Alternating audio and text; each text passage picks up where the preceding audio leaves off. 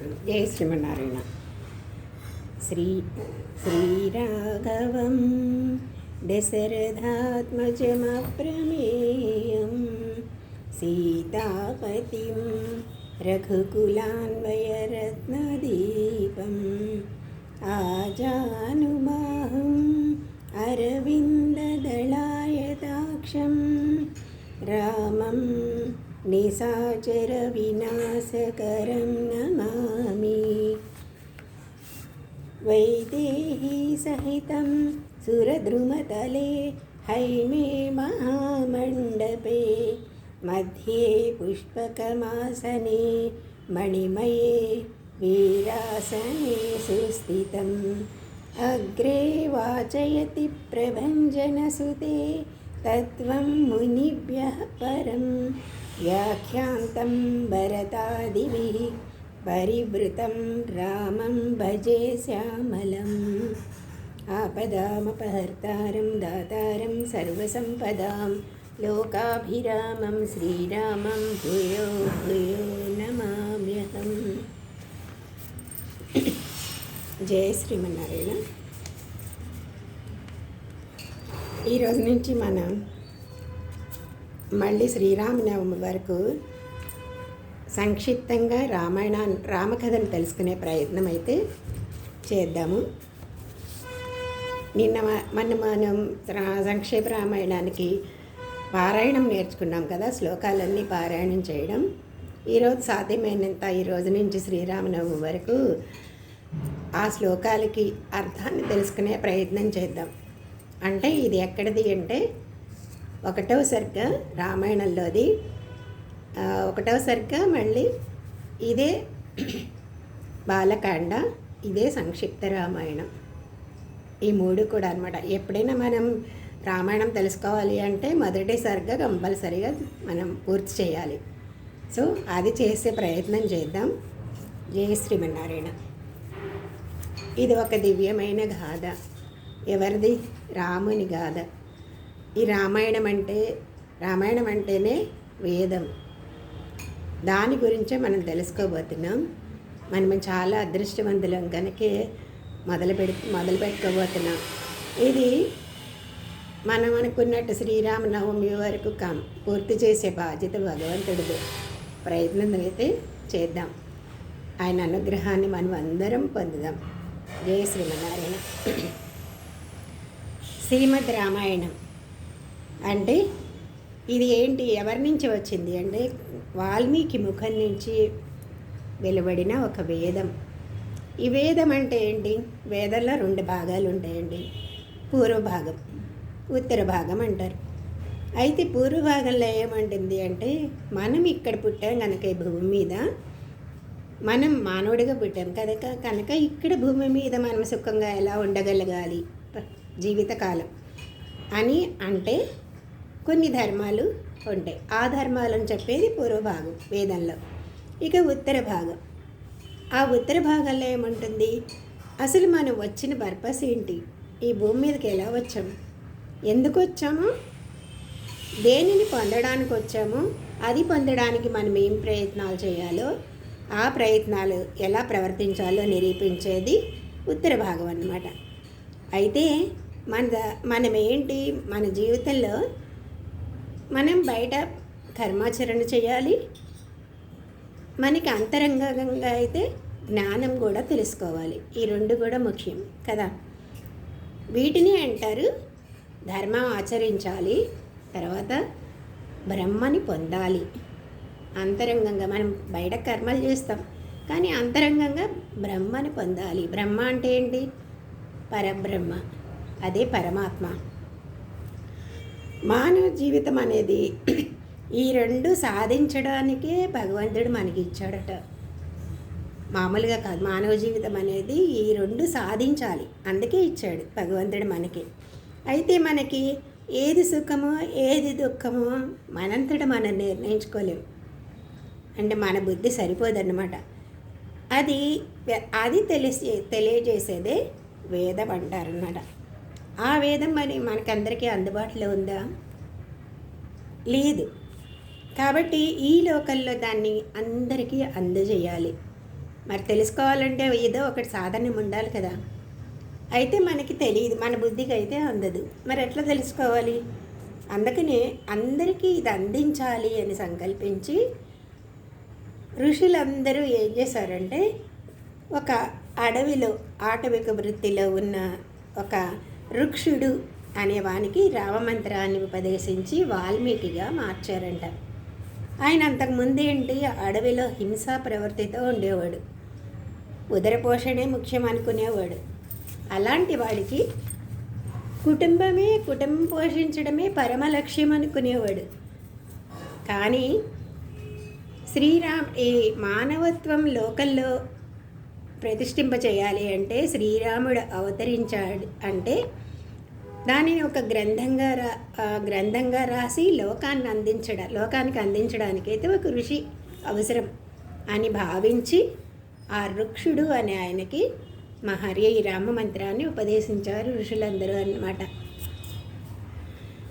అయితే అతడు ఆ మంత్రాన్ని ఏం చేస్తున్నాడు, జపం చేస్తున్నాడు, నిష్టగా జపం చేస్తున్నాడు. రామమంత్రమే, వాళ్ళు ఉపదేశించింది కూడా రామమంత్రమే కదా, ఋషులు ఉపదేశించింది. నిష్టగా జపం చేస్తూ ఉంటే ఆయన మీద పుట్ట పెరిగిపోయిందట. ఆయన శరీరం కూడా తనకి అసలు శరీరం కూడా తెలియడల్లా, అంత ధ్యానంలో నిమగ్నమైపోయాడు, జపం చేస్తున్నాడు. కొంతకాలం తర్వాత ఏమైంది, ప్రచేతసుడు అంటే వరుణుడు అనమాట. ఆయన వర్షించాడు, అంటే వాన పడిందనమాట. అప్పుడు పుట్ట కరిగిపోయి ఆయన బయటకు వచ్చాడు. పుట్టి నుంచి బయటకు వచ్చాడు కనుకే ఆయన పేరు వాల్మీకి అయింది. వాల్మీకం అంటే పుట్ట అన్నమాట. పుట్టి నుంచి బయటకు వచ్చాడు కనుక వాల్మీకి అయింది. అలాగే ప్రచేతసుడు అంటే వరుణుడు వర్షించగా వచ్చాడు కదా, బయటకు వచ్చాడు కదా, కనుక అతని పేరు ప్రాచేతసుడు కూడా అంటారు అనమాట. రామనామం వల్ల, ఆ రామనామం యొక్క ప్రభావంతో ఈ రామనామ ప్రభావం ఎంత ఉందో ఈ వాల్మీకి వల్ల మనకు తెలుస్తుంది. ఎంత రాజసుడైనా సరే, తామసుడైనా సరే సాత్వికునిగా మార్చేస్తుంది రామనామం అనేది. రామనామ ప్రభావంతోనే ఋక్షుడల్లా వాల్మీకిగా మారిపోయాడు. సాక్షాత్ మరి రాముడంటే అతడికి వాల్మీకిగా మారాడు రామనామ ప్రభావంతో. రామనామం తెలుసు అంతే ఆయనకి అసలు రాముడి గురించి తెలియదు. రాముడంటే అసలు ఎవరో తెలియదు. రాముడంటే ఎవరు? సాక్షాత్ పరంధాముడు కదా, సర్వ జగత్కారణమైన ఆ పరబ్రహ్మే రాముడు. ఆయన శ్రీదేవితో తను ఏం చేశాడు, రాముడు మానవత్వాన్ని అంటే మనుషుల్లో ఉండే మానవత్వాన్ని నిలపడానికి వేదాలు శాస్త్రాలు ఇచ్చాడు ముందు, కానీ అవన్నీ పనిచేయలేదు. కాబట్టి తనే స్వయంగా మానవుడిగా రావాలి అని సంకల్పించుకున్నాడు పరబ్రహ్మ అన్నమాట. ఆయనే పరమాత్మ. అందుకనే తన ఆచరణతో దాన్ని చూపించాలి అనుకున్నాడు. అందుకని తన అనుచరులైన వర్గంతో అందరితో కూడా, శ్రీదేవితో కూడా తన భూమి పైన జన్మించాడు. అలాగే తన సోదరులుగా, తన సేవకులుగా చాలామందిని కూడా జన్మింపు చేశాడు ఆయన. వాళ్ళందరూ కూడా మానవులుగా మారిపోయారు, వానరులుగాను అయిపోయారు. వీరందరూ కలిసి ఏం చెప్తున్నారు, మానవుడు తన జీవితాన్ని ఎట్లా గడిపితే తాను సుఖిస్తాడు, తాను సుఖంగా ఉంటాడు, ఇతరులను కూడా సుఖంగా ఉంచుతాడు, అలాగే తాను పొందాల్సిన గమ్యాన్ని పొందగలడు అది అని వాళ్ళందరూ తమ ఆచరణలతో చూపించారనమాట. దానిని చెప్పేదే వేదం, అదే శ్రీరామచరితం. దీన్ని శ్రీరామాయణం అని గ్రంథంగా మనకి అందించాలనే ఉద్దేశంతో బ్రహ్మకు కలిగింది. అది బ్రహ్మలోకంలో సంకల్పం కలిగింది అసలు మనకి ఇలాంటిది ఒకటి అందించాలి అని. కానీ శ్రీరామాయణం అనేది బ్రహ్మలోకంలో 100,000,000 ప్రవస్త్రం అని అంటే 100 కోట్ల గ్రంథం అంటది. అన్ని శ్లోకాలు ఉన్నాయి. దీనిని భూలోకానికి అందించాలి అని చెప్పి ఎవరికి ఇచ్చారు ఆ పని అంటే నారదుడికి ఇచ్చారు. నారదుడే కదా చాలా వాటిల్లో అన్ని మంచి పనులు చేసేది. భూలోకానికి వచ్చాడు అనమాట నారదుడు. శ్రీరామంతో సిద్ధి పొందాడు ఎవరు? వాల్మీకి. ఆ వాల్మీకి తన ఆశ్రమంలో కూర్చుని శ్రీరామ నామజపాన్ని జపిస్తూ ఉన్నాడు వాల్మీకి రామనామ మహిమ అంతవరకే తెలుసు. ఈ రామనామం చాలా గొప్పది అని తెలుసు. దానితోనే తను ఇలా మారాడు అని తెలుసు. కానీ రాముడి మహిమ తెలియదు. దానిని తెలుసుకోవాలి. ఎలా తెలుసుకోవాలి? ఈ రామనామమే ఇంతుంటే అసలు ఆ వ్యక్తి నిజంగా ఎంత గొప్పవాడి ఉంటాడు కదా. మరి ఆయన గురించి తెలుసుకోవాలి. ఎట్లా అనుకుంటున్నాడు. ఈలోపు నారదుడు వచ్చాడనమాట ఆశ్రమానికి. నారదుడిని ప్రశ్నించాడు. దీంతో ఫస్ట్ శ్లోకం మనకి స్టార్ట్ అవుతుంది. ఏంటి? తపస్వాధ్యాయ నిరతం తపస్వీ వాగ్విదాంబరం నారం ప్రప్రచ్ఛ వాల్మీకిర్ముని పుంగవం అని ఫస్ట్ శ్లోకంతో ఈ సంక్షేప రామాయణం అనేది మొదలవుతుందన్నమాట.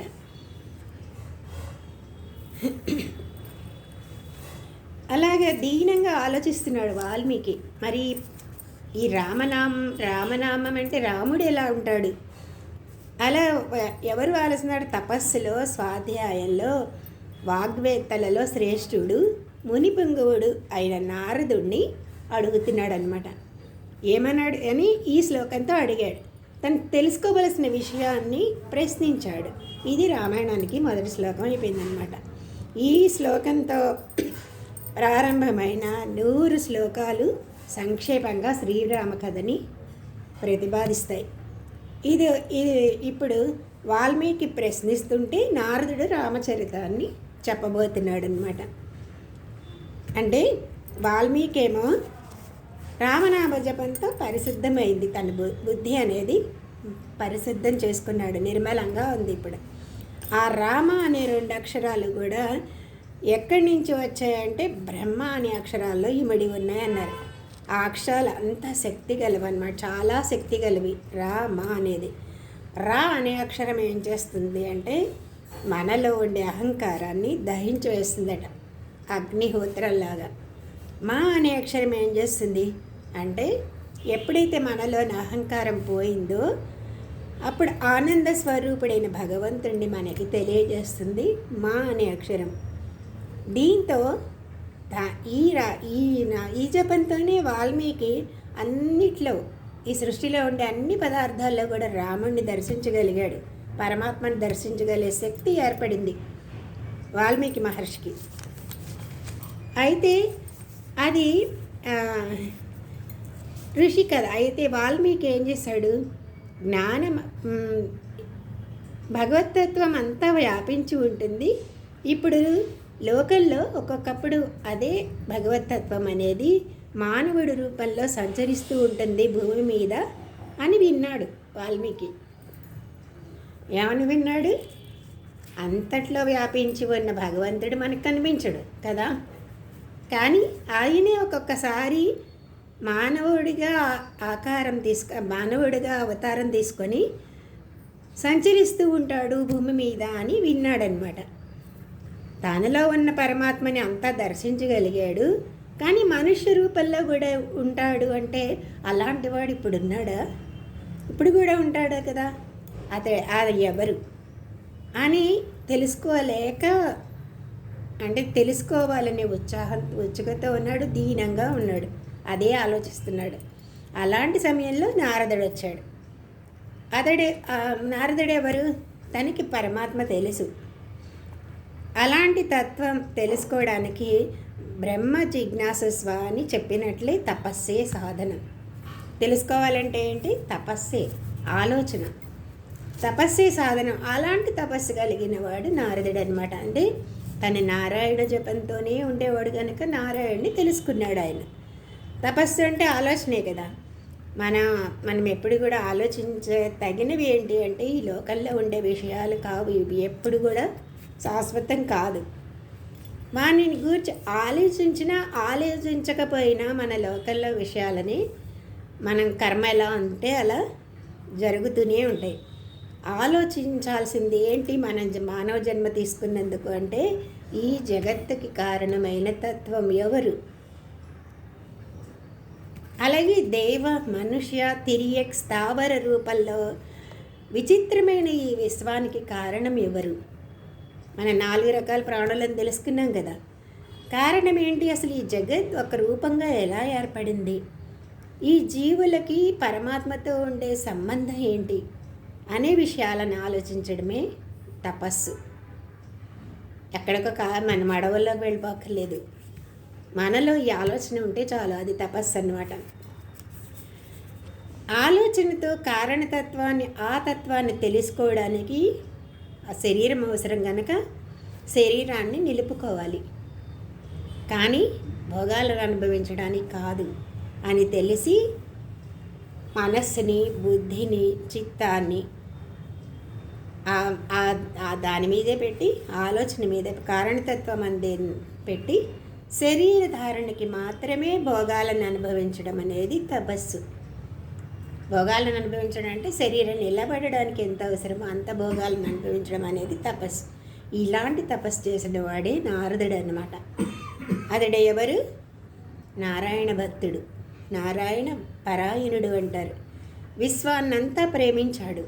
ఎప్పుడు ఎక్కడ అధర్మం, అజ్ఞానం ఉందో ఆ అజ్ఞానాన్ని పోగొట్టి ధర్మాన్ని ప్రతిష్ఠించి జ్ఞానాన్ని ఇవ్వడానికి వచ్చిన మహానుభావుడు అనమాట ఆయన. ఆయన ఎవరు? తండ్రి గారు ఆయన చతుర్ముఖ బ్రహ్మ ఉన్నాడు కదా, ఆయన నుంచి వేదాలను అధ్యయనం చేశాడు.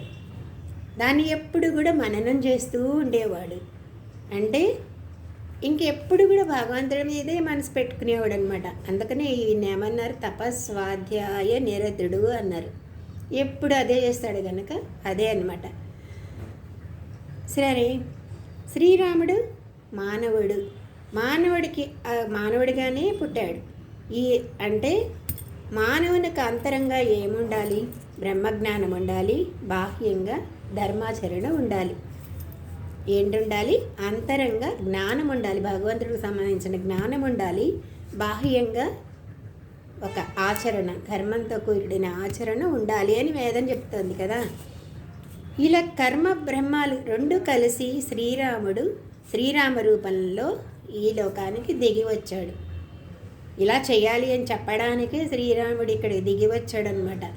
శ్రీరాముడు అంటే సాక్షాత్ పరబ్రహ్మే, కానీ ఇప్పుడు మాత్రం మానవుడు. కానీ ఈ వేదంలో ఎవరి గురించి చెప్పారో, ధర్మం బ్రహ్మం కలిసి ఈ లోకంలో మనుష్య రూపంలో సంచరిస్తున్నాడు అని తెలుసుకున్నవాడు నారదుడే, గుర్తించగలిగిన వాడు కూడా నారదుడే అయ్యాడు. కాబట్టి ఆయన వాగ్విదాంపరుడు అన్నారు. అలా ఎదురుగుండా నడిచే మనుష్య రూపంలో భగవంతుడే వచ్చాడని గుర్తించడం చాలా కష్టం కదండి. ఎప్పుడైనా మానవుడిగా మనతో పాటు తిరుగుతూ ఉంటే భగవంతుడే అని గుర్తించడం చాలా కష్టం కదా. కానీ ఆయన గుర్తించగలిగాడనమాట. అలాగే కృష్ణావతారంలో చూడండి, ఎంతోమంది వేదవేత్తలు, కర్మనిష్ఠులు అంటారు, తపస్సు చేసిన వాళ్ళు, వీళ్ళందరూ కూడా కృష్ణుడిని అసలు గుర్తుపట్టలేదు. ఆయన మామూలు మనిషిగానే అనుకున్నారు కానీ గుర్తుపట్టలేదు. ఎన్ని లీలలు చూపించాడు కదా. కానీ నారదుడు అలాంటి వాడు కాదు. ఆయన ఎవరు? ఈ మనిషి రూపంలో నడుస్తున్న ఈ రాముడు బ్రహ్మమనే గుర్తించగలిగిన వాడనమాట. అంటే ఇప్పుడు రాముడు ఈ లోకంలో దేవుడిగా లేడు కదా, మనుష్యుడిగానే ఉన్నాడు.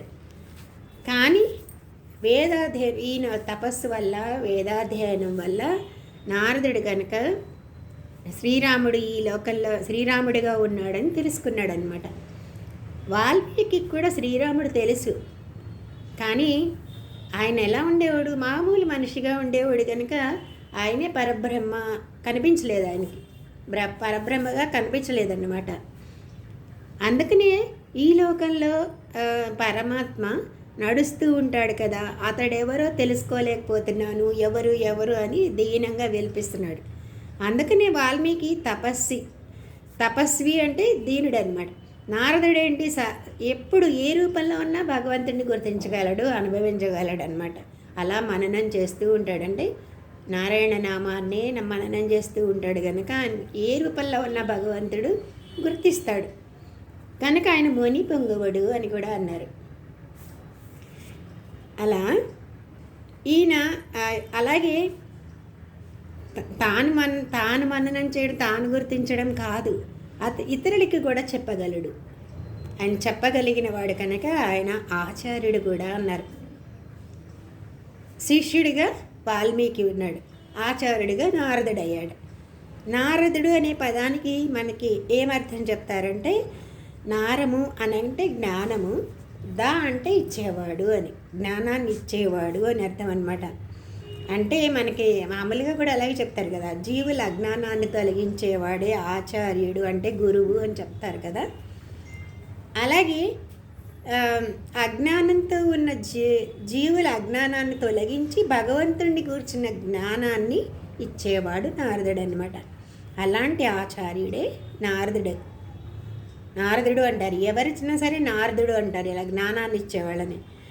వ్యాస భగవానుడు కూడా చూడండి, భాగవతం రాసేటప్పుడు నారదుడే వెళ్ళి వ్యాసుడికి నాకు ఎందుకు తృప్తి లేదు, ఎన్ని రాశాను, భారతంలో ఎన్ని రాశాను, ఇన్ని లక్షల శ్లోకాలు రాశాను, నాకెందుకు తృప్తిగా లేదు అన్నప్పుడు కూడా ఆయన శోకాన్ని తొలగించి 4 శ్లోకాలుగా బ్రహ్మ తనకు ఉపదేశించిన భాగవతాన్ని ఆయనకు ఉపదేశించి, నువ్వు ఇప్పుడు భాగవతం రాయి, అప్పుడు నీ శోకం నీకు తృప్తి కలుగుతుంది, నీ శోకం తొలుగుతుంది అని చెప్పాడు. అలా ఆ జ్ఞానాన్ని వ్యాస భగవానుడు కూడా నారదుడి ద్వారా పొంది భాగవతాన్ని రచించాడు కదా. మన పురాణాల్లో కూడా చూడండి, నారదుడు ఎక్కడ అన్ని చోట్ల రాక్షసుల దగ్గరికి వెళ్తాడు, ఇటు మనుషుల దగ్గరికి వస్తాడు, ఇటు భక్తుల దగ్గరికి వెళ్తాడు, ఎక్కడ చూసినా నారదుడు ఉంటాడు. నారదుడు అంటే మనం అనుకుంటాం కలహశీలి అనుకుంటాం, ఎప్పుడు తప్పులు పెడతాడు అని కూడా అంటారు, కానీ తప్పట. ఈయన ఎక్కడుంటాడు, ధర్మానికి అధర్మానికి కానీ, జ్ఞానానికి అజ్ఞానానికి కానీ కలహం కలిగించి ధర్మాన్ని జ్ఞానాన్ని జయింపజేస్తాడట ఆయన. అలాంటి నారదుడు ఇప్పుడు వాల్మీకి దగ్గరకు వచ్చాడు. అతడిని తన సంశయం తీర్చమని వాల్మీకిని ప్రశ్నించాడు. నారదుడిని ప్రశ్నించాడు వాల్మీకి అన్నమాట. అర్థమైంది కదా ఇప్పటివరకు? ఇంకేమన్నా డౌట్స్ ఉన్నాయా? లేదు కదా. సరే, ఇతని ప్రశ్న ఏంటి, ఒక పురుషుని గురించి తనకు తెలుసు రాముడు అంటే, కానీ రాముడు ఎవరో తెలుసు, కానీ ఆయనే పరబ్రహ్మని మాత్రం తెలియదు, దేవుడని తెలియదు అనమాట. మామూలుగా ఒక పురుషుడి గురించి కాదు, ఈ లోకంలో నడుస్తూ మానవుడిగా అవతరించి నడయాడుతున్న పరమ పురుషుడు ఎవరు, దానిని తెలుసుకోవాలి అనుకున్నాడనమాట. అందుకే ఈ ప్రశ్నలకి సమాధానంగా శ్రీరామాయణంలో శ్రీరామచరితాన్ని 100 శ్లోకాలలో సంగ్రహంగా నారదుడు వాల్మీకి వివరించాడనమాట. వాల్మీకి ఏమని ప్రశ్నిస్తున్నాడు, కోన్వస్మిన్ సాంప్రతంలోకి గుణవాన్ కశ్చ వీర్యవాన్ ధర్మజ్ఞశ్చ కృతజ్ఞశ్చ సత్యవాక్యో దృఢవ్రత చారిత్రేణ చ కోయుక్త సర్వభూతేషు కోహిత విద్వాన్ కశ్చ మర్దచ్చే కశ్చైక ప్రియదర్శన ఆత్మవాన్ కో జితక్రోధో ద్యుతిమాన్ కో అనసూయక అని చెప్పాడు. కశ్య బిభ్యతి దేవాశ జాత రోషస్య సంయోగే. ఏమని అడిగాడు, మామూలు వాళ్ళకి ఉండే లక్షణాలు మామూలుగా మనకందరికీ తెలుస్తాయి, కానీ పరమపురుషుడికి ఉండే గుణాలేంటి, లక్షణాలేంటో ఇక్కడ చెప్తున్నాడు. ఈ లోకంలో, ఈ కాలంలో ఇప్పుడు గుణవంతుడెవరు, వీర్యవంతుడెవరు, ధర్మజ్ఞుడు, సత్యవాక్యుడు, దృఢవ్రతుడు, మంచి చరిత్ర కలిగిన వాడు, సర్వభూతాలకి హితాన్ని చేసేవాడు, విద్వాంసుడు, సమర్థుడు, ఏకప్రియదర్శనుడు, ఆత్మవంతుడు, జితక్రోధుడు, ద్యుతిమంతుడు, అసూయరహితుడు అయ్యే నరుడు ఎవరున్నారు? ఎవరికి కోపం కలిగితే చాలు యుద్ధంలో దేవతలు కూడా భయపడతారో అలాంటి నరుడు ఎవరు తెలుసుకోవాలని కోరుతున్నాను అని చాలా కుతూహలంగా అడిగాడట. కనుక ఇలాంటి లక్షణాలు, ఇలాంటి గుణాలు ఉన్న నరుడు ఎవరైనా ఉంటే నాకు తెలియచేయి అని వాల్మీకి నారదుడిని ప్రశ్నించాడు. వాల్మీకి ఒక నరుడిని గురించి ప్రశ్నిస్తున్నాడు. ఆ నరుడెవరు? శ్రీరాముడే అని నారద మహర్షి సమాధానం చెప్తున్నాడు. ఇన్ని గుణాలు ఒక్కడిలో ఎప్పుడూ ఉండవు కదండి. అన్ని కళ్యాణ గుణాలు కలిగిన వాడు శ్రీరాముడే, ఆ నరుడే శ్రీరాముడు అని సమాధానం చెప్తున్నాడు. ఋషి కదా వాల్మీకి, మహర్షి నారదుడు. నరుడిని గురించి ప్రశ్నించడంలో రహస్యం ఉంది. రాముడు నరుడుగా ఈ లోకంలో ఉన్నాడని వాల్మీకి తెలుసు.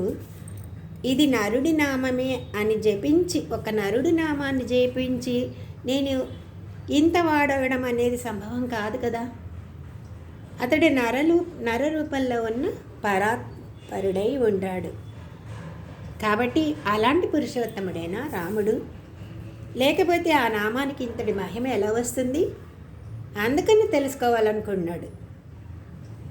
అంతేగాని అందుకని నరుడి గురించి ప్రశ్నిస్తున్నాడు. అంతేకాని పరమపురుషుని గురించి ప్రశ్నించడం లేదు. ఈ రామాయణంలో వాల్మీకి అడిగిన ప్రశ్న ఒక నరుడు గురించి, నారదుడు ఇచ్చిన సమాధానం కూడా ఒక నరుడు గురించే. కానీ ఈ రహస్యం, ఇందులో రహస్యంగా ఆ పరమాత్మే నరుడిగా దిగి వచ్చాడు అనే విషయాన్ని రహస్యంగా ఉంచాడనమాట. అందుకని మానవులు తమ జీవితాన్ని మానవుడిగా మానవుడిగా మార్చుకోవాలి అంటే శ్రీరామాయణాన్ని తెలుసుకోవాలి. ఇలాగే వాల్మీకి 16 గుణాలు అడిగాడు. ఈ 16 గుణాలు కూడా ఎలాంటివి అంటే 16 కళల లాంటివి అంటారు. అందుకే చంద్రుడికి 16 కళలు ఉంటాయి కదా, అట్లాగే శ్రీరామచంద్రుడికి 16 గుణాలు ఉన్నాయంట. ఈ 16 గుణాలు శ్రీరాముడిలో ఉన్నాయి కనుక ఆయన నిజంగా భగవంతుడే, కానీ మానవుడిగా పుట్టి ఈ 16 గుణాలతో పుట్టాడు. అదే 16 గుణాలని మనం నేర్చుకుంటే మనము మానవులుగానే పుట్టాము, కానీ మనిషిగా మారాలి అన్నా, భగవంతుడితో సమాన రూపం పొందాలి అన్నా మనం కూడా 16 గుణాలు అలవాటు చేసుకోవాలి. అప్పుడు మానవుడే దేవుడు కాగలడంట. అది చెప్పడానికే మనకి మానవుడి రూపంలో ఈ 16 గుణాలు అలవాటు చేయడానికి భగవంతుడు శ్రీరాముడి రూపంలో భూమిపైకి అవతరించాడనమాట. ఇప్పుడు ఈ లోకంలో ఉన్నవాడెవరు అని వాల్మీకి ప్రశ్న అడిగితే, వాల్మీకి అడిగిన ప్రశ్నలో ఈ గుణాలలో ఫస్ట్ గుణవంతుడెవరు అని మొదటి ప్రశ్న అడిగాడు. అన్ని గుణాలైనా కూడా మళ్ళీ గుణవంతుడెవరు అని ప్రశ్నించడం అంటే ఒక్కటి ఉంటే చాలు. గుణాలు ఒక్కదానినే గుణం అంటారు. ఆ గుణం ఏంటి అంటే సౌశీల్యం. గుర్తుపెట్టుకోండి, ఫస్ట్ రాసుకునే వాళ్ళు రాసుకోవచ్చు. సౌశీల్యం అంటారు. అంటే మంచి శీలము కలవాడు అని అర్థం. ఆ సుశీలుడు, మంచి శీలం అంటే సుశీలుడు అంటారు అనుకోండి. ఆయన ధర్మమే సౌశీల్యం. సౌశీల్యం అంటే ఏంటి? జాతితో, విద్యతో, ధనంతో తాను గొప్పవాడైనా సరే, అన్నిట్లో గొప్పదనం ఉన్నా సరే, వానిలో తక్కువైన వాళ్ళతో, తనకన్నా తక్కువైన వాళ్ళతో కూడా అరమరిక లేకుండా కలిసి ఉండడం అనేది సౌశీల్యం. ఇది చెప్పడం ఫస్ట్, ఇది అన్నిటికన్నా ముఖ్యమైన గుణం అన్నమాట. ఇది శ్రీరాముడు చూడండి, జాతి చేత, విద్య చేత, ధనం చేత చాలా గొప్పవాడు. ఎందుకు? చక్రవర్తి, మహారాజు కొడుకు కదా, చక్రవర్తి కొడుకు కదా. అయినా సరే, ఎంత గొప్పవాడైనా సరే తనకంటే తక్కువ వాడితో అరమరికలు లేకుండా కలిసిపోయేవాడంట. ఇది మానవుడికి కూడా ఉండాల్సిన ప్రధాన గుణం. అంటే గర్వం, అహంకారం ఉండకూడదని చెప్పడం అన్నమాట. ఇక ఇది లేనివాడు మానవుడు కాదు. ఎప్పుడు వస్తుంది ఆ గుణం? మరి దేహమే తాను అనుకోవడంతో మానవుడికి, తాను అనుకోవడం వల్ల అంటే దేహానికి సంబంధించిన ఈ గొప్పదనాలన్నీ కూడా తనవే అనుకొని మానవుడు గర్విస్తూ ఉంటాడు. ఇదేంటి? దేహం అనేది కర్మవశంతో శరీరం లభించింది కదా మనకి. తాను దేహం కానని తెలుసుకొని దేహానికి ఉన్న ఈ గొప్పదనాలన్నీ తనది కాదు అనుకొని తనదనుకొని గర్విస్తున్నాడు మానవుడు. గర్వించడం అనేది ఆసుర ప్రవృత్తి. అందుకే ఈ గుణాన్ని మానవుడు ప్రధానంగా అలవర్చుకోవాలి. అది ఎలా చెప్తున్నాడు ఇందులో? శ్రీరాముడిలో ఎక్కడుంది గుణం అంటే, శ్రీరామచంద్రుడు మామూలు వాడు కాదు కదా, మామూలు మానవుడిగానే చూడండి. సూర్యవంశానికి చెందిన క్షత్రియుడు. వేదాల్లో, ధనుర్విద్యలో, అన్ని వేదాల్లో నిష్ణాతుడు, చక్రవర్తి కుమారుడు. అందుచేత జాతిలో కానీ, చదువులో కానీ, ఐశ్వర్యంలో కానీ అతనికి సరిసమానమైన వాళ్ళు ఈ లోకంలోనే ఎవరు లేరు. కానీ అతనికి మిక్కిలి ప్రియమైన మిత్రులు 3 ఉన్నారంట. తనకు అసలు ఎందులోనూ పనికిరాని వాళ్ళు, ఎందులోనూ సమానమైన వాళ్ళు కాదు. ఒకళ్ళు ఎవరు? పడవ నడుపుకునే పల్లెవాడు. రెండో వాడు ఎవరు అంటే జాతితోనే అసలు నరుడు కాదు, ఆయన ఎవరు? వానరుడు. చెట్ల నుండి చెట్లకు దూకి సంచరించే ఒక మృగం అంటారు. మూడో వాడు ఎవరు అంటే అసలు మానవ స్వభావానికే ఆపోజిట్, అంటే రాక్షస స్వభావం గల జాతిలో పుట్టినవాడు ఒకడు. వీళ్ళ 3 బాగా స్నేహితులంట రాముడికి. వీళ్ళ 3లో ఏదైనా ఇంత సమానంగా ఉందా గుణం? ఎందులో లేరు. ఒకడు గుహుడు, రెండోవాడు ఎవరు? వానరుడు, సుగ్రీవుడు, మూడోవాడు విభీషణుడు, రాక్షస జాతికి చెందినవాడు. శ్రీరామచంద్రుడు వీళ్ళ 3తో ప్రవర్తించిన తీరు గుర్తిస్తే సౌశీల్యం అంటే ఏంటో మనకి అర్థమవుతుందన్నమాట. ఈ రామాయణంలో చెప్తారు.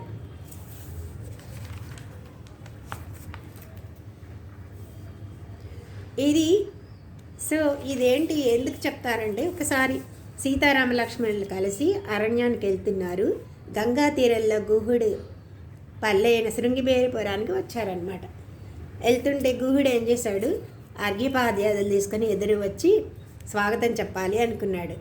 ఎదురుగుండా వస్తున్నాడు. శ్రీరాముడు ఏంటి, మేము ఆరాధించబడ్డాము అన్నాడంట. ఆరాధన చేయలేదు కదయ్యా నేను అన్నాడంట. అంటే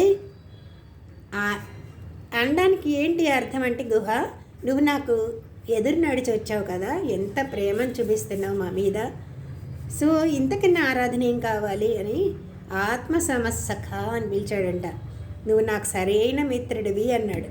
సరైన మిత్రుడా? నిజంగా జాతి కానీ, విద్య కానీ, ధనం కానీ ఎందులో కూడా ఆయనకి సరైన వాడు కాదు, తక్కువే కదా. గుహినితో అరమరకలు లేకుండా కలిసి నాతో సమానుడు అని చెప్పాడే, అది సౌశీల్యం అంట. అట్లాగే ఒక వానరుడు సుగ్రీవుడి మిత్రుడిగా కాకుండా ఒక వానరుడైన సుగ్రీవుడిని ఒక కోతి దగ్గరికి వెళ్ళి శరణు పొందాడట. తన నోటితో కాదు, లక్ష్మణుడు మా రాముడు సుగ్రీవుడి శరణు పొందాడు అని చెప్పాడంట. సుగ్రీవుడిని నేను ప్రభువుగా అంగీకరిస్తున్నాను అన్నాడంట. అవునని అంగీకరించాడంట. అంటే అగ్నిసాక్షిగా ఫ్రెండ్షిప్ చేసుకున్నారు కదా వీళ్ళు. అందుకని సుఖ దుఃఖ అంటే సుఖంలో ఒక మిత్రుడిగా సుఖ దుఃఖాల్లో సమస్థితిని చూపించాడు అక్కడ. తనకి అపకారం చేసిన సుగ్రీవుడిని శత్రువుగా భావించిన వాలిని కూడా తన శత్రువుడిగా భావించాడు. అలాగే వాలి దూషించిన దూషణానికి లెక్క పెట్టకుండా చెట్టు చాటు నుండి చంపాడు. అంతే కదా, తన మిత్రుడు అనుకున్నాడు సుగ్రీవుడిని. కాబట్టి తనకి మిత్రుడైతే మిత్రుడు, శత్రువు అయితే శత్రువు కదా ఇప్పుడు తనకి. అందుకనే వాలిని శత్రువు అనుకున్నాడు. అలాగే చెట్టు చాటు నుంచి చంపాడు. అప్పుడు ఎన్ని అన్నారండి, రాముడికి పరాక్రమం లేదు, చేతకాని వాడు అని ఎన్ని అన్నారు. అయినా చెట్టు చాటు నుంచి చంపాడు. చనిపోయిన తర్వాత రక్త సంబంధంతో సోదరుని చంపాను అని సుగ్రీవుడు ఏడుస్తుంటే తాను కూడా ఏడ్చాడంట. అంత ప్రేమ అన్నమాట ఆయనకి. ఇలా ఒక ఆశ్చర్యకరమైన సుగ్రీవుడితో మైత్రి అంటే. ఇంకా లంక చేరిన తర్వాత ఎలాంటి సుగ్రీవుడు అంటే ఎంత ప్రేమ ఇప్పుడు చెప్తున్నాడు, ఎంత తనకన్నా ఎక్కువ అన్నట్టు ఫీల్ అయ్యాడు. ఊరికి వెలుపల మీద లంక చేరారు అందరూ కలిసి. ఊరికి బయట మేడ మీద రావణాసురుడు ఉన్నాడంట. శ్రీరామచంద్రుడి పక్క నుండి చూశాడు సుగ్రీవుడు. ఇంకా సహించలేకపోయాడు. శ్రీరాముడితో చెప్పకుండా ఎగిరి రావణాసురుడి మీద పడ్డాడంట.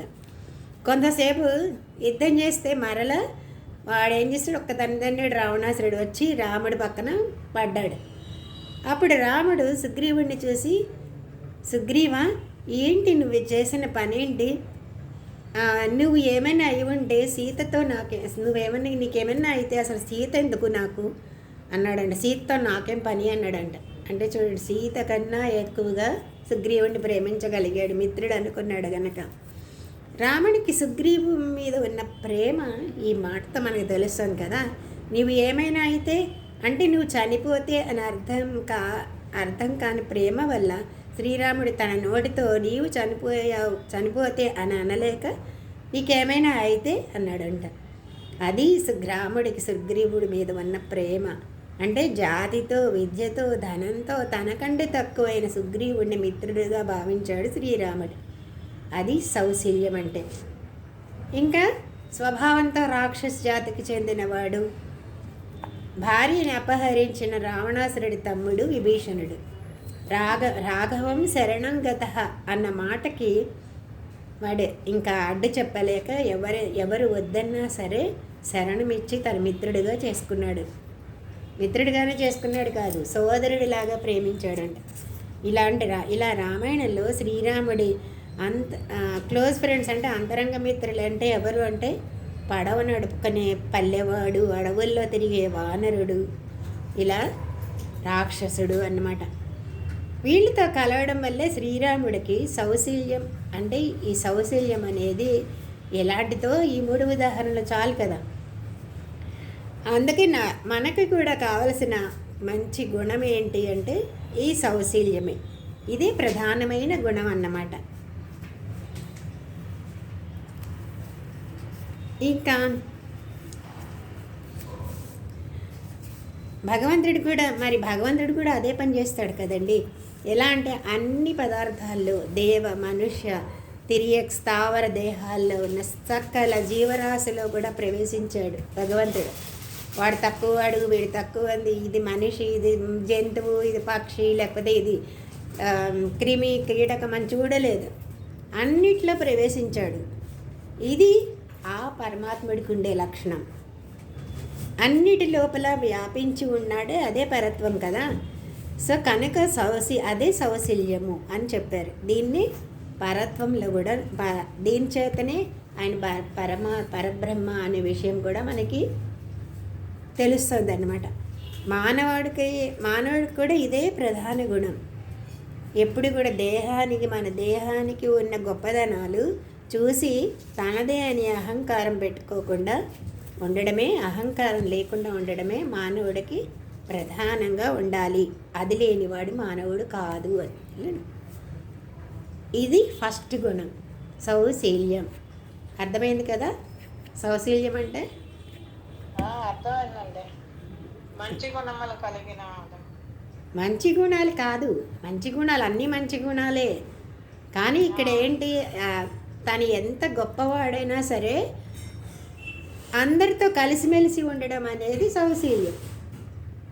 అహంకారం లేకుండా, అబ్బా నాకు పెద్ద విద్య ఉంది, నాకు అందం ఉంది, నాకు ధనం ఉంది, నాకు చదువు ఉంది, ఇలాంటి అహంకారాలు పెట్టుకోకుండా అందరితో కలిసిమెలిసి ఉండడం అనేది చెప్పాడు. దానికి 3 ఉదాహరణలు రాముడి గురించి. రాముడు మానవుడిగా పుట్టినప్పుడు గుహిడితో ఎలా చేశాడు, విభీషణుడితో ఎలా ఫ్రెండ్షిప్ చేశాడు, అలాగే సుగ్రీవుడితో ఎలా మెలిగాడు అనేది మనకు చెప్పారనమాట. ఇది ఇప్పుడు అర్థమైంది కదా. ఇప్పుడు 2వ గుణం చెప్తున్నాడు, వీర్యవంతుడు. వాల్మీకి అడుగుతున్నాడు వీర్యవంతుడు ఎవరు అని అడుగుతుంటే, మనం మారిపోవడానికి ఎన్నో పరిస్థితులు ఉన్నా కూడా మార్పు చెందకుండా ఉండడమే వీర్యం. అంటే మనసులో కలగడానికి, వికారం అంటే మార్పు అనమాట. ఆ మార్పు మనసులో కలగడానికి కారణాలు ఎన్నున్నా సరే ఆ మార్పు పొందకుండా ఉండడమే వీర్యం. భగవంతుడు చూడండి, ఎంత నీచమైన పదార్థాల్లో ఉన్నా సరే వాటి సంబంధంతో తనేమీ మారిపోడు, సాక్షిగా చూస్తూ ఉంటాడు అంటారు భగవంతుడిని కదా. అలాగే నరుడు కూడా సాక్షిగా చూస్తూ ఉంటాడు, జ్ఞాన ఆనందం అనే దాంతో ప్రకాశిస్తూనే ఉంటాడు.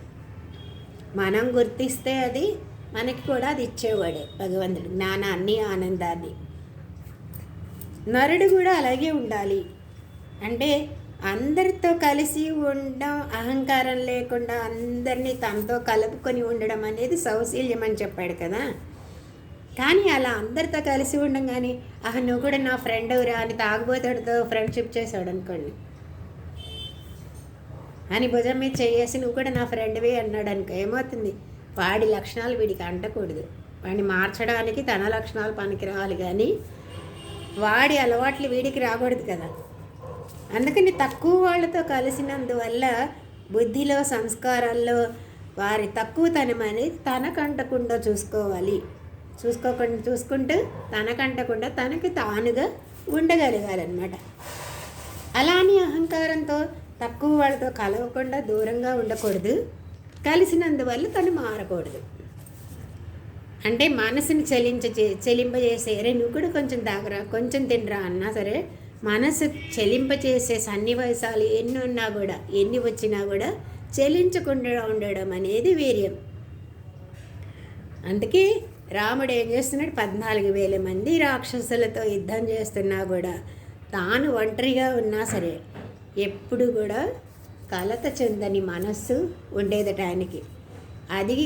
అది ఉంటే రెండవ లక్షణంగా నరుడికి ఉండవలసిన రెండవ లక్షణం ఇది అన్నమాట. మనందరం కూడా అలవాటు చేసుకోవాల్సింది. రాసుకోండి, బాగుంటుంది. కొంచెం చిన్న పాయింట్గా రాసుకున్నా చాలు. మూడవ లక్షణం ఏంటి అంటే, మూడవ గుణం ఏంటి అంటే ధర్మజ్ఞుడు ఎవరు? ధర్మజ్ఞుడు అంటే ధర్మాన్ని తెలిసినవాడు, దానిని ఆచరించేవాడు కదా. ఈ ధర్మంలో 2 ధర్మాలు ఉంటాయి, సామాన్య ధర్మం, విశేష ధర్మం అని. తాను సుఖంగా ఉండి సమాజంలో మిగతా వాళ్ళని కూడా సుఖంగా వాళ్ళని కూడా సుఖంగా ఉండే ప్రయత్నం చేస్తూ మిగతా వాళ్ళు కూడా ఆ సుఖాన్ని చూసి తన సుఖాన్ని పొందడం అనేది సామాన్య ధర్మం. తాను సుఖంగా ఉండాలి, ఇంకొకళ్ళు సుఖంగా ఉంటే కూడా చూసి ఆనందించడం అనేది సామాన్య ధర్మం. అంటే తండ్రికి సేవ చేస్తాడనుకోండి, సేవ చేసి తండ్రి మాట విని వాళ్ళకి ఆనందం కలగజేస్తే చూసి ఆ ఆనందాన్ని చూసి తాను ఆనందించడం అనేది పుత్రధర్మం కదా. ఇది సామాన్య ధర్మం. కానీ యజ్ఞయాగాదులతో దేవతలకి ఆనందం కలిగించి తాను ఆనందించడం అనేది అదేంటి? విశేష ధర్మం అన్నమాట.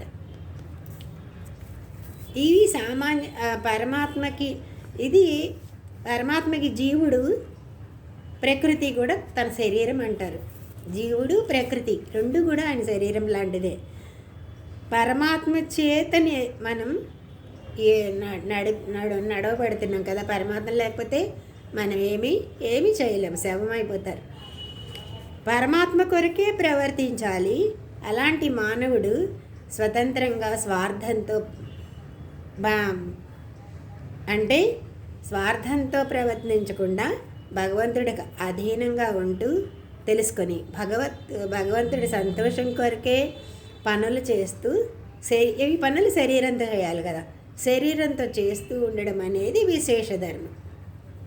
అంటే పరమాత్మ కోసమే మన పనులు చేస్తూ ఉంటే, ఆయన సేవగానే చేస్తూ ఉంటే అది విశేష ధర్మం. ఈ 2 ధర్మాలని మనం తెలుసుకోవాలి. నరుడుగా మనిషిగా పుట్టిన వాళ్ళు తెలుసుకోవాలి.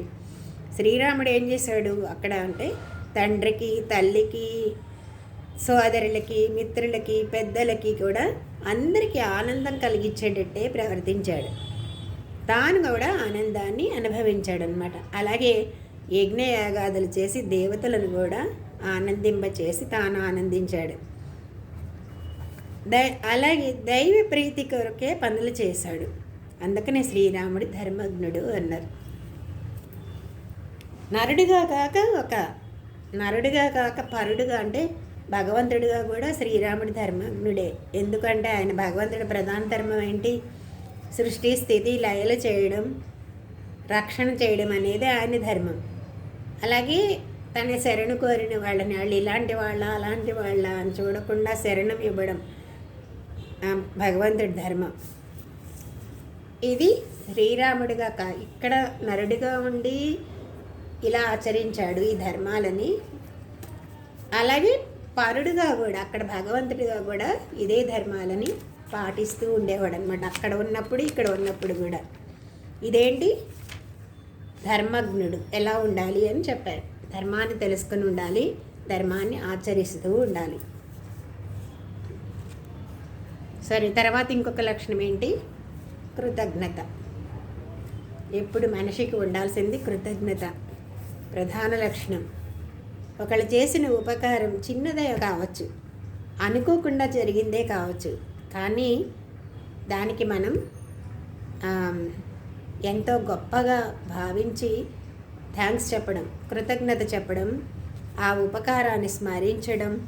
ఇది ఆ ఉపకారం చేసిన వాళ్ళు ఎన్ని అపకారాలు చేసిన వాళ్ళైనా సరే ఆ ఉపకారాన్ని మర్చిపోకూడదు.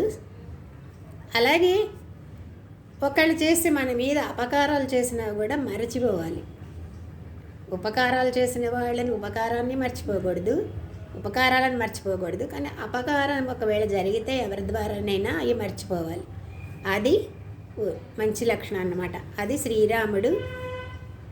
శ్రీరాముడు కృతజ్ఞుడు అని చెప్పారు. ఎలా అంటే దశరథుడు చూడండి, శ్రీరాముడికి పట్టాభిషేకం చేయాలి అనుకుని ప్రజలతో చెప్పాడు. ప్రజలేమో చాలా ఆనందంతో శ్రీరాముడిని తప్పకుండా మాకు ఆ రాజే కావాలి, ఆయనే కావాలి అని చెప్పారు.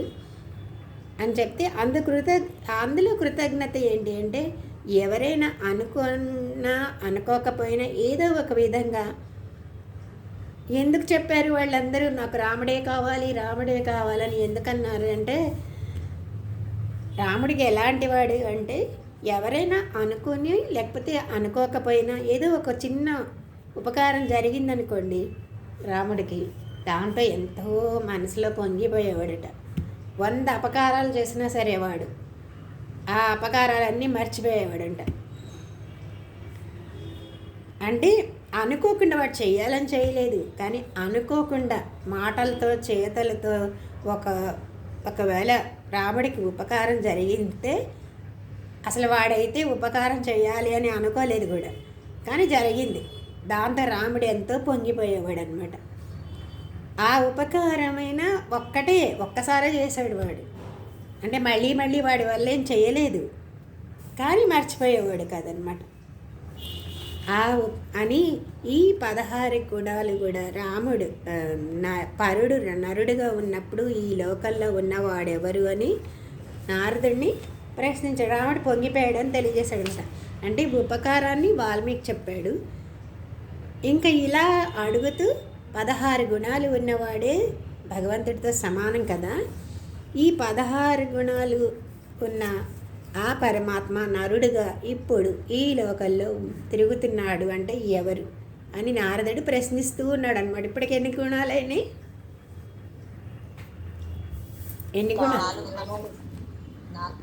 4.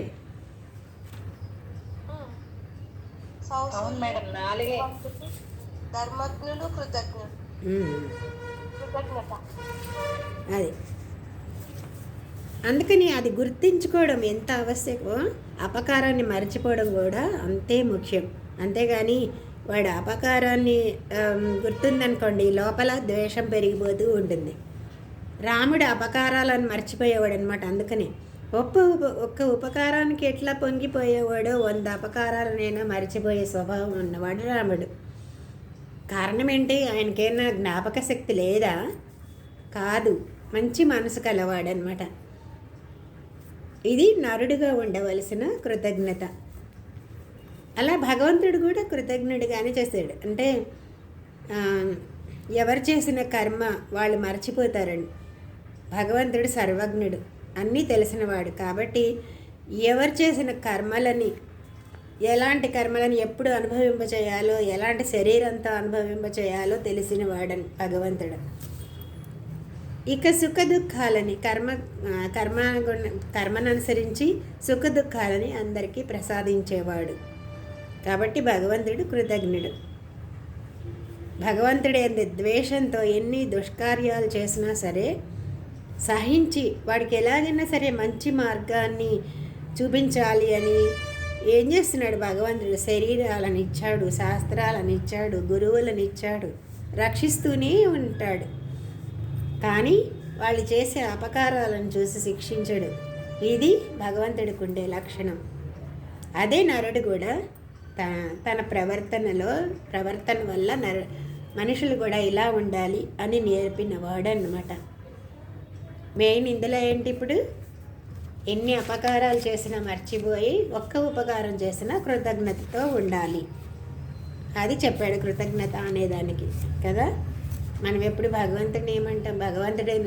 భగవంతుడు నన్ను ఎందుకు శిక్షిస్తున్నావు, నాకెందుకు ఇలాంటి కష్టాలు ఇచ్చావు అని కాదు. అని ఆయన చెప్పేది ఏంటి? కర్మను అనుసరించి మీరేం కర్మ చేశారో మీరు మర్చిపోతారు. కానీ భగవంతుడు ఏం చేస్తున్నాడు? ఆ కర్మానుగుణంగా ఏ సుఖ దుఃఖాలను ఎలా అనుభవించడానికి దానికి తగ్గ శరీరాన్ని ఇచ్చి దాన్ని అనుభవింపచేసేవాడు అన్నమాట. ఏ టైంకి ఏది అనుభవించాలో, ఎలాంటి శరీరంతో అనుభవించాలో దాన్ని మాత్రం అమలు చేసేవాడు అనమాట భగవంతుడు అంటే. ఇది కానీ ఎప్పటికప్పుడు భగవంతుడు ఎన్ని తప్పులు చేసినా సరే ఎట్లా అయినా మంచి మార్గంలో పెట్టాలి మన్ని అని ప్రయత్నిస్తూనే ఉంటాడంట. అందుకనే ఎప్పటికప్పుడు మళ్ళీ శరీరం ఇచ్చి, మళ్ళీ పంపించి, మళ్ళీ కొంచెం ట్రై చేయి, మళ్ళీ మంచిగా ట్రై చేయి, మళ్ళీ ట్రై చేయని అట్లా రైతు విసుగు లేకుండా పంట మీద పంట ఎలా వేస్తూ ఉంటాడు మంచి పంట కోసం. ఆ పంట పండే వరకు కూడా శరీరాన్ని ఇస్తూనే ఉంటాడంట. ఎన్ని శాస్త్రాలు ఇచ్చాడు, గురువులు ఇచ్చాడు, అలా రక్షిస్తూనే ఉంటాడు. కానీ అది కృతజ్ఞత. అదే నరుడికి తన ప్రవర్తనతో ఇక్కడ మనకందరికీ నేర్పాలని ఇక్కడికి వచ్చాడనమాట. తర్వాత 5వ క్వశ్చన్ ఏంటి? 5వ గుణం అంటే సత్యవాక్యుడెవరు అని ప్రశ్నించారు. సత్యవాక్యుడు ఎంత కష్టమైనా సరే అసత్యాన్ని పలకకూడదు అని మానవుడు అలవాటు చేసుకోవాలి. అందుకే శ్రీరాముడు నరుడిగా పుట్టాడు. కైకేయి కోరిక మీద దశరథుడు రాముణ్ణి అరణ్యానికి పంపడానికి ఎందుకు ఒప్పుకున్నాడు అంటే సత్యం కోసం, ధర్మాన్ని తప్పలేక, ఆడిన మాట తప్పకూడదు అనే ధర్మం కోసం ఒప్పుకున్నాడు. అరణ్యానికి శ్రీరాముడు వెళ్తూ ఉంటే పురోహితుడైన వశిష్ఠుడికి, మంత్రులకి, పురోహితులకి ప్రజలకి ఎవ్వరికి సమ్మతం కాదు వెళ్ళాలని. దశరథుడికి కూడా ఇష్టం లేదు. కానీ ఎందుకు పంపించాడు? మాట ఇచ్చాడు కనుక ఆడిన మాట తప్పకూడదు అనే ధర్మం కోసం పంపించాడు. కానీ కైకేయి ఎదుట తన తండ్రి ఏది చేయమంటే దాన్ని చేస్తానని చెప్పిన మాట రాముడు కూడా తప్పలేదు. తన ప్రయత్నం భరతుడే వచ్చి స్వయంగా రాధ్యాన్ని స్వీకరించు అని ప్రార్థించినా కూడా తను ఒప్పుకోలేదు. అందుకనే శ్రీరాముడు సత్య పరాక్రముడు అంటారు, సత్యవంతుడు అన్నారు. అది శ్రీరామాయణంలో మనకు చాలాసార్లు వస్తుందన్నమాట. అలా నడిచి తను నరుడి ప్రవర్తన నడిచి నేర్పడానికి వచ్చిన రాముడు ఇలా మనకి చెప్పిందే రామాయణంలోని ఇవన్నీ చెప్పారనమాట. అంటే సత్యవాక్యుడు అంటే ఏంటి అంటే, వాక్యం అంటే ఒక అర్థాన్ని చెప్పేది ఏదైనా కూడా. సత్యం అనే పదం ఎప్పుడు మారకుండా ఉండేది సత్యం. అదే భగవంతుడు అంటే. భగవంతుడు జీవులు ప్రకృతి సంబంధం ఉండటం వల్ల స్వభావంలో మార్పు చెందనివాడు అనమాట. అలాగే ప్రకృతి జీవుడిని కర్మానుగుణంగా మనుష్య, పశు, వృక్షాది రూపంగా మారుతూ ఉంటాయి ప్రకృతి కానీ జీవులు కానీ. కానీ భగవంతుడు అన్నిట్లో తాను ఉంటాడు కానీ మార్పు చెందడు కనుక సత్యం అన్నారు. అదే జీవత్వం అన్నమాట.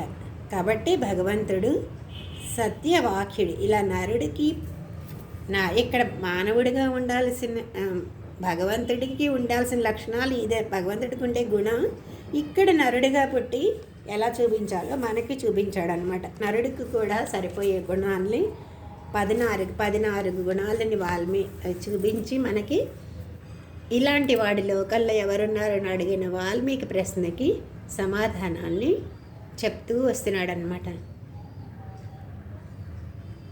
ఇలాగే ఒక గుణం చెప్పుకుందామా? 6వ గుణం చెప్పుకుని ఆపేద్దాం. ఓకే, 6వ గుణం దృఢవ్రతుడు. దృఢవ్రతుడు అంటే సంకల్పం దృఢంగా ఉండేవాడు అన్నమాట. దృఢమైన సంకల్పం కలవాడు అంటే మనం తను సంకల్పించిన దాన్ని వదిలిపెట్టకుండా పట్టుదలతో నెరవేర్చగలిగేవాడు నరుడు అవ్వాలి. మనం కూడా అలా అవ్వాలన్నమాట. పట్టుదలతో మంచి సంకల్పం అయితే దాన్ని నెరవేర్చాలి. ఆ పట్టుదల నరుడికి ఉండాలి అని చెప్పడానికి చెప్తున్నారు. ఒకసారి సీతారామ లక్ష్మణుడు అడవికి వెళ్ళారు. ఋషులు వచ్చి రాక్షసుల బారి నుండి తమని రక్షించవలసిందే అని రాముణ్ణి ప్రార్థిస్తారనమాట. అసలు తను ఎవరు? దశరథుడి పుత్రుడు అవడం వల్ల అసలు తన రాజ్యంలోని ఋషులను కాపాడడం తన కర్తవ్యం కదా. రాజు కొడుకు కదా. అంటే తన రాజ్యంలో ఉండే వాళ్ళని, రాజ్యంలో ఉండే ఋషులను కాపాడడం తన కర్తవ్యం అని భావించి శ్రీరాముడు ఏం చేశాడు? అలాగే రక్షిస్తాను అని మాటిచ్చాడు. ఎందుకు? దశరథుడి పుత్రుడు కదా. ఇలా ఆశ్రమానికి రాగానే సీతమ్మేమో ఆయన ఇచ్చిన మాటని ఎంతవరకు నిలుపుకోగలడో చూడాలి అనుకొని ఋషులను రక్షించడానికి రాక్షసులను చంపడం అధర్మం అని చెప్పిందండి. అంటే ఏంటి? ఎంతవరకు నిలబడగలడో ఇచ్చిన మాట మీద అని. నీకెందుకయ్యా, ఇప్పుడే కదా వచ్చాం మనం. దీంతో ఋషులను కాపాడడానికి రాక్షసులతో ఎందుకు విరోధం పెట్టుకుంటావు అని చెప్పిందంట. అంటే రాక్షసులకి మనకి ఏదైనా కోరిక వల్ల మనుషుల్లో కానీ రాక్షసుల్లో కానీ 3 దోషాలు ఉంటాయండి. ఒకటి ఏంటంటే పరస్త్రీ వాంఛ అనేది రాక్షసుల్లో, రెండవది అసత్య భాషణం అదొకటి, మూడవది వైరం లేకుండా ఒకరిని చంపాలనుకోవడం అని ఈ 3 ఉంటాయి అన్నమాట. అందుకని రాక్షసుల్ని ఎందుకు చంపుతావు అని అంటే సీతమ్మ రాముడితో మాట్లాడుతూ, మీకేమో అసలు రాముడితో మాట్లాడుతుందంట, ప్రభు నీకేమో పరస్త్రీ వాంఛ లేదు, అలాగే అసత్యం చెప్పే అలవాటు లేదు, కానీ పగ లేకుండా రాక్షసులను చంపడం అనేది తప్పు కదా, ఇది అధర్మం కదా, వద్దు అని చెప్పిందంట. అప్పుడు శ్రీరాముడు ఇచ్చిన మాటని దృఢంగా కట్టుబడి, సీత నా ప్రాణాలు పోయినా సరే, నిన్ను వదిలిపెట్టాలనుకున్నా సరే, లక్ష్మణుణ్ణి వదిలేయాలనుకున్నా సరే సిద్ధమే, కానీ బ్రహ్మవేత్తలైన ఋషులకి మాట ఇచ్చి వెనదిరగడం అనేది నాకు చేత కాదు అని తన దృఢమైన పట్టుదలని చెప్పాడంట. ఇది మానవుడికి కూడా ఉండాల్సిన లక్షణం. శ్రీరాముడు కూడా ఆచరించి చెప్పాడనమాట. అలాగే విభీషణుడికి శరణు పొందాడని రక్షణని ఇవ్వమని అడిగాడు కదా, రక్షణ ఇస్తానని చెప్పాడు కదా విభీషణుడు శరణు కోరి వచ్చినప్పుడు. సుగ్రీవుడు వీళ్ళందరూ ఒప్పుకోలేదు, ఎందుకంటే శత్రుపక్షం నుంచి వచ్చాడు.